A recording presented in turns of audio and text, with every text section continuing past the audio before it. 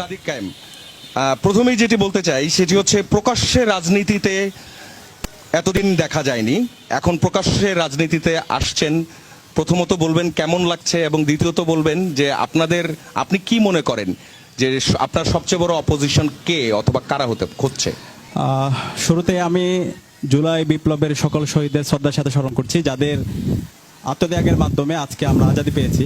আজকে ঢাকা বিশ্ববিদ্যালয়ের বটতলায় চমৎকার একটা গণতান্ত্রিক পরিবেশে আজকে ডাকসুর আমাদের ভাবনাগুলো আমরা শেয়ার করতে পারছি।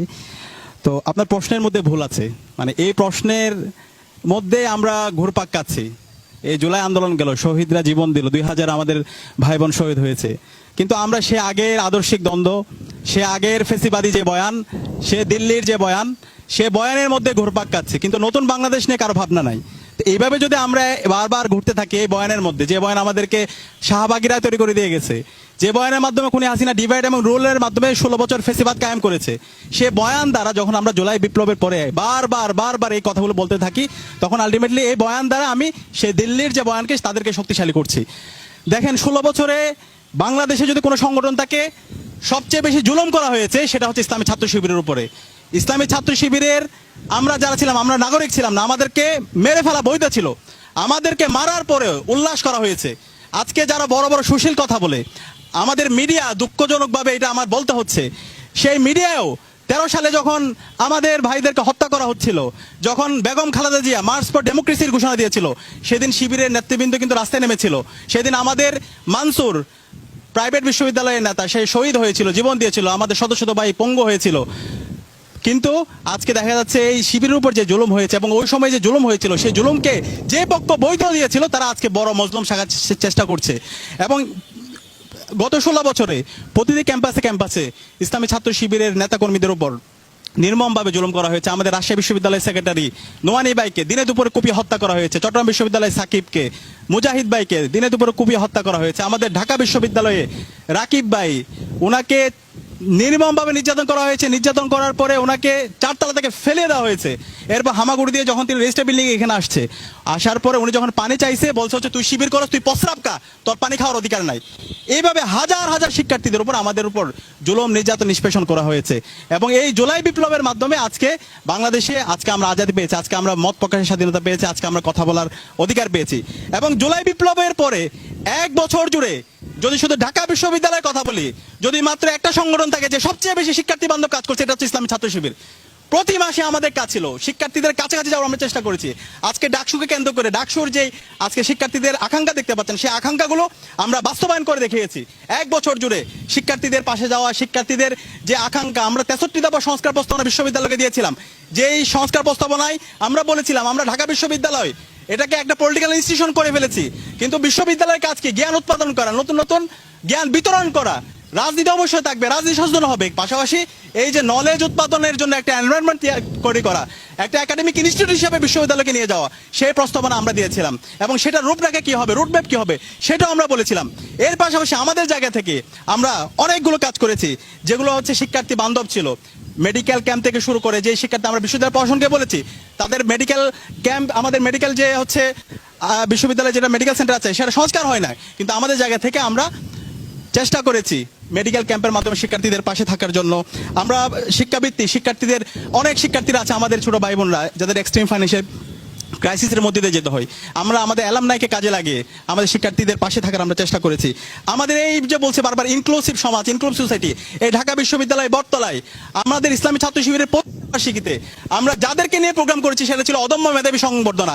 যারা ফিজিক্যালি চ্যালেঞ্জ আছে, যাদেরকে সবসময় আদারিং করা হয়, এই ফিজিক্যালি চ্যালেঞ্জ আমার এই ভাই বোন যারা অদম্য মেধাবী, তাদেরকে নিয়ে ঢাকা বিশ্ববিদ্যালয়ে আমরা সংবর্ধনা আয়োজন করেছিলাম, তাদের সংবর্ধনা দিয়েছিলাম, তাদের যে আকাঙ্ক্ষার কথা সেগুলো বলেছিলাম। এবং একইভাবে আমি একটু বলতে হবে, এই জুলাই বিপ্লব নিয়ে 1 বছর জুড়ে জুলাইয়ের শহীদ পরিবারের আকাঙ্ক্ষার কথাগুলো বলা, জুলাইকে নিয়ে কালচারালি রেলিভেন্ট করা, জুলাইয়ের স্মৃতিকে সবার সামনে ফুটিয়ে তোলা, জুলাই নিয়ে চিত্র প্রদর্শনী করা, এই সামগ্রিক কাজের সাথে আমাদের যে ইসলামী ছাত্র শিবিরের সামগ্রিকভাবে আমরা জড়িত ছিলাম। এবং আমরা যে জোটটা করেছি সেই জোটের মধ্যে আমরা জুলাইয়ের আকাঙ্ক্ষাকে আমরা নিয়ে আসার চেষ্টা করেছি। আমাদের জোটের নাম দিয়েছি ঐক্যবদ্ধ শিক্ষার্থী জোট, এবং আমাদের যে স্লোগান সেটা হচ্ছে স্বপ্নের ক্যাম্পাস গড়ার পথযাত্রী, আমরা থামবো না। স্বপ্নের ক্যাম্পাস গত 100 বছর হয় নাই, স্বাধীনতার 5 দশক হয় নাই, সেটা ইনশাআল্লাহ শিক্ষার্থীরা যদি আমাদের উপর, আমাদের নেতৃত্বের উপর, আমাদের যে অ্যাক্টিভিটির উপর, আমাদের অনেস্টি এবং ইন্টিগ্রিটির উপর যদি তারা আস্থা রাখে, ইনশাআল্লাহ আমরা শিক্ষার্থীদের ম্যান্ডেট পেয়ে বিজয় আসার পরে আমাদের শিক্ষার্থীদের সেই স্বপ্নের আকাঙ্ক্ষার আলোকে ঢাকা বিশ্ববিদ্যালয়কে আমরা বিনির্মাণ করব। আপনাদের প্রচারণা অথবা আপনাদের ইন দ্য মিন টাইম যত অ্যাক্টিভিটিস, সব জায়গা থেকে একটা বিষয় বারবার আসছে যে মেধাবী অথবা মেধাবীদের বিষয়গুলো।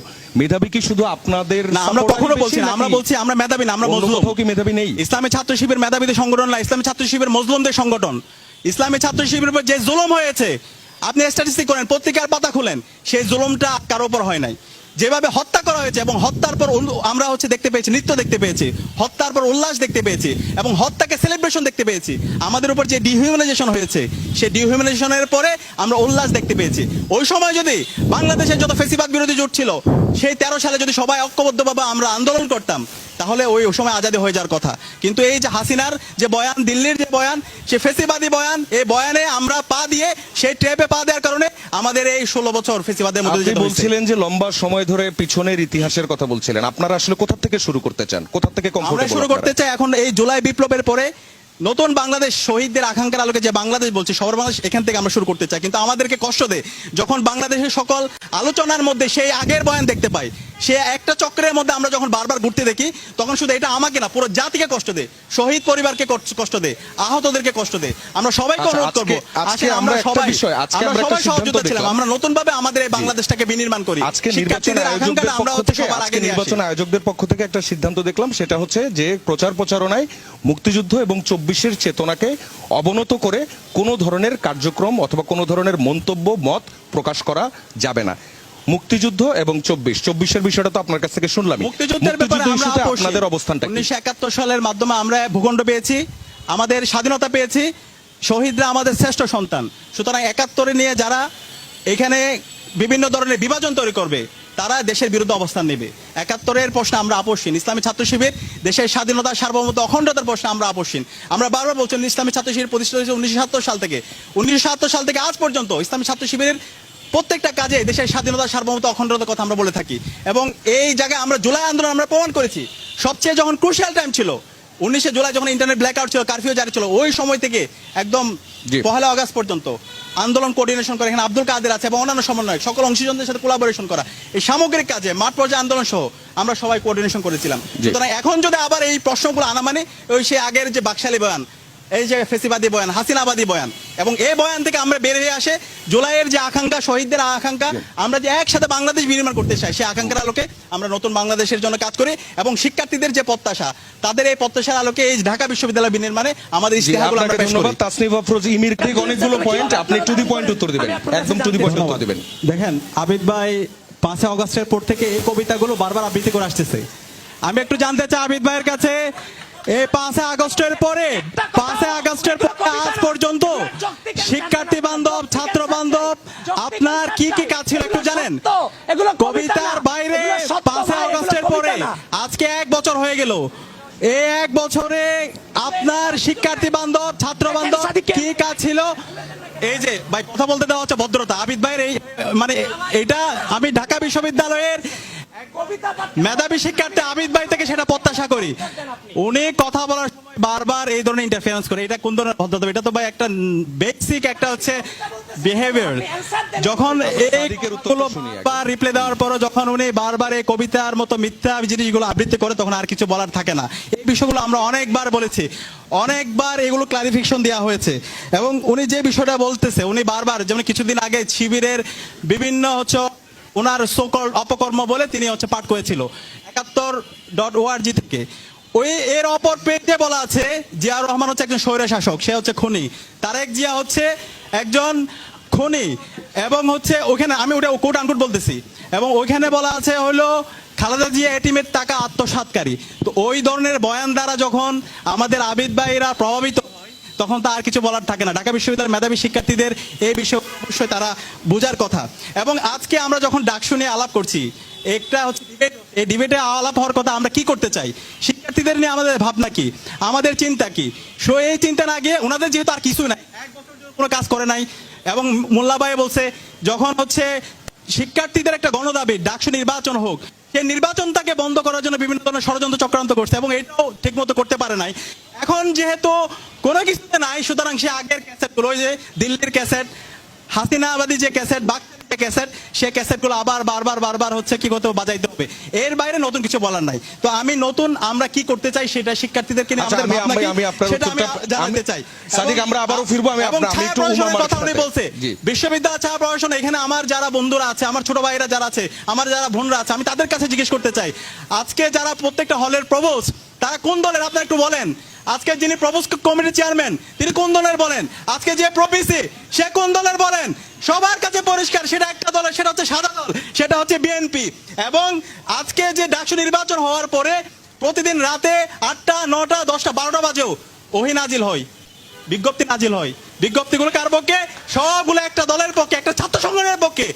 তাহলে এরপর যদি বলে ছায়া সংগঠন, ছায়া আমরা নাকি বিশ্ববিদ্যালয়ের প্রশাসনের ছায়া হচ্ছে কি প্রশাসন। আরে ভাই, ছায়া প্রশাসন তো আপনারাই, আপনারা যেভাবে চাইতেছেন, আপনারা যাই চান তারাই সব দিচ্ছে। এরপরও আর কত ভিকটিম রোল প্লে করবেন?